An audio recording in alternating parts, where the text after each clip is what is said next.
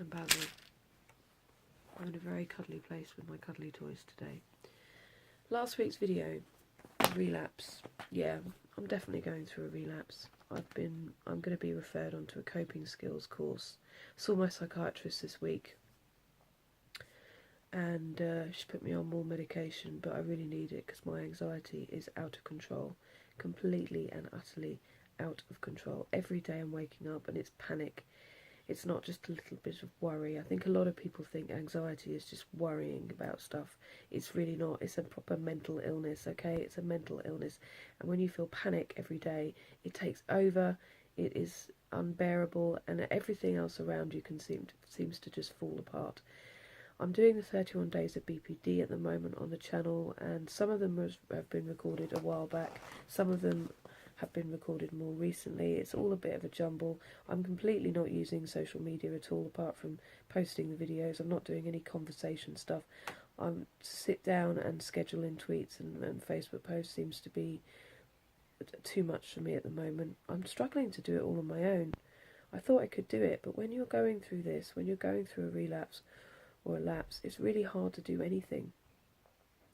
Just breathing, just getting out of bed every morning, been waking up and just pulling the covers over my head because I know what's around the corner. I know it's utter panic attacks, not sleeping properly, not eating properly, either overeating or wanting to starve myself because I feel so fat and disgusting.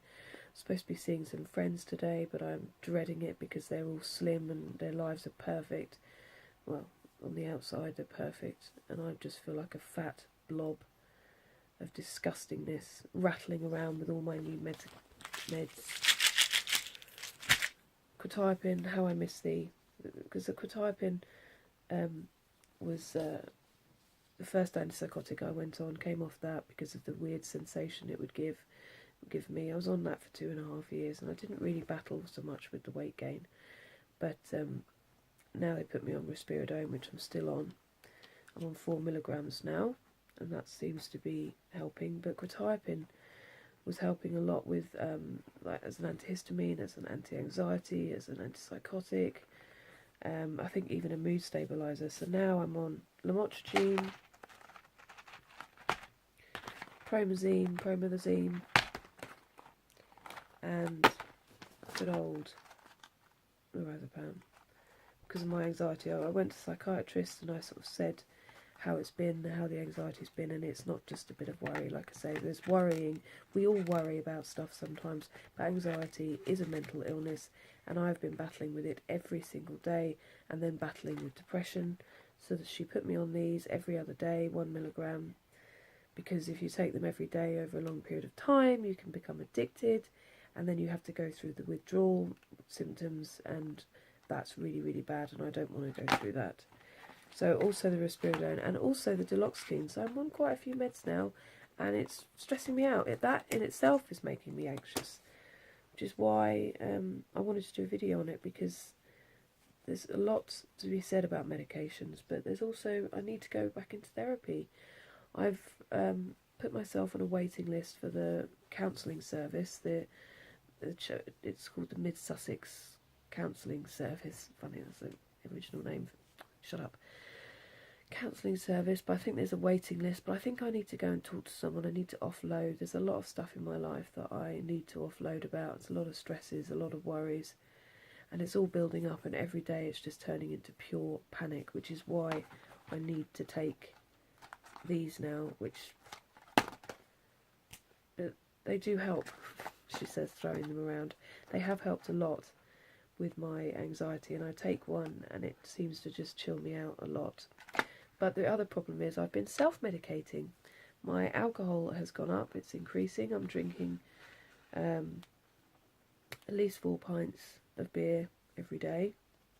I spoke to the psychiatrist about it, and she just said try and, cut down, wean yourself off, or maybe just, go a few days without, and then, I don't think she saw it as a massive problem. She said I'm not having a dependency on it, but I don't know if I am actually.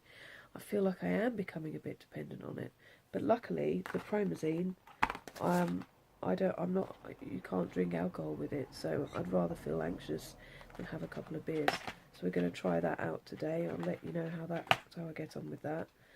But Lorazepam really, really helped, but it's addictive.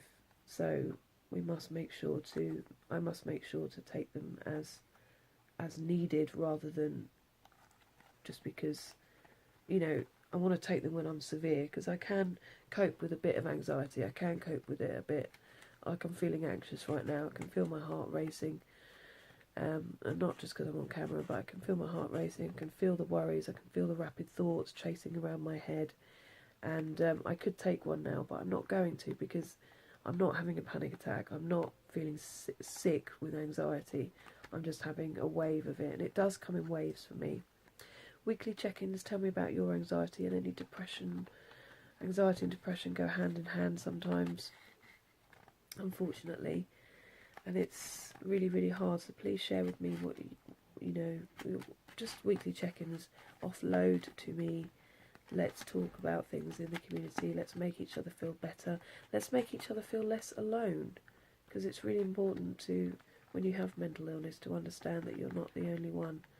And I have been feeling very, very isolated and feeling like I'm the only one, not really wanting to do anything, and maybe you've been feeling the same. Not that I want anyone to feel the same, because it's a rubbish situation to be in. I've managed to put makeup on today, because I'm supposed to be going somewhere, like I said, but I'm not really looking forward to it. And yeah, I'm just battling every day. So I think it's definitely a relapse, and I'm going to try and get onto a coping skills course, because my self-harm is out of control. I've had suicidal thoughts again about me dangling my legs off this bridge that goes over the train track near my house. I don't plan on doing it, because every time I think about it, I think about people in this world that I would say goodbye to, and that, I wouldn't want to do that. I wouldn't want to hurt any of them. But yeah, it's been a real hard week. Really, really hard week. Thankfully, I saw a psychiatrist. I even had to see the GP at one point, because my Lorazepam had run out, and they gave me some more, because it's the only thing that seems to help. But I'm hoping that the promethazine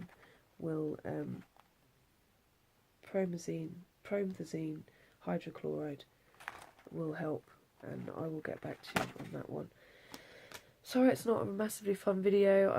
I do want to do another video, a video about my trip away, which was a couple of weeks ago. I'm going to try and do that, to do something a bit different, a bit more fun next week. Or maybe I'll have a good week and be able to share that with you. But apologies, this is more of the same, more of me struggling with anxiety, struggling with a relapse, struggling with depression, struggling with changing the meds, struggling. At least I'm not crying today. That is a good thing. At least I'm not crying. Oh, and I got glasses.